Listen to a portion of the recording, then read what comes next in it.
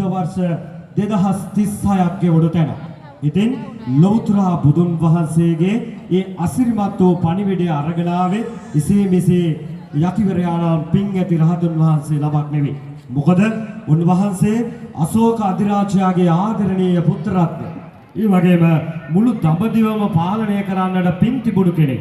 ඉතින් පින්වතුනි මේ වැඩම කිරීම තුළ උන්වහන්සේ අප දේශයට මෙය ධර්මයේ වටිනාකම දන්නාම කෙනා හොයාගත්තා.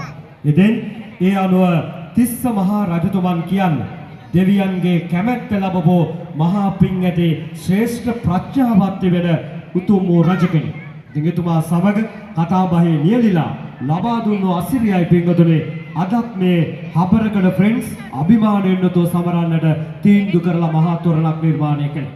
එහෙමනම් ඔබට සුභාසිංසන ආශිර්වාද එකතු කරන්නට අද ජ්‍යෙෂ්ඨ ආදරණීය ප්‍රවීණ කලාකරුවෙක් මේ වේදිකාව පාමුල බලන් ඉන්නවා තමන්ගේ ක්‍රියාන්විත ආරම්භ කරා. ඉතින් එතුමා වෙනුවෙන් බොහොම ස්තුතියක් කරන්න ඕනේ. මොකද ෆ්‍රෙන්ඩ්ස් හබරකඩ ලොකු පරීක්ෂණයක් කරා.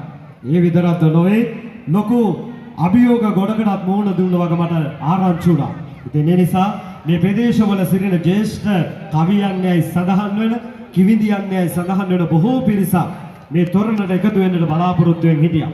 ඉතින් කලාවේ නියැලෙන අපි වාසනාවත් බොහෝ සෙයින් විශ්වාස කරනවා. ඒ නිසා මේ සියලු දෙනා පරයා යමින් මේ මහා තොරණට එතුමාගේ මధుර මනෝහර ඒ ගීරාවය සහ ඒ විදුරු සුරල් ගෙනෙන පින මෙතුමා ලබා ගන්න.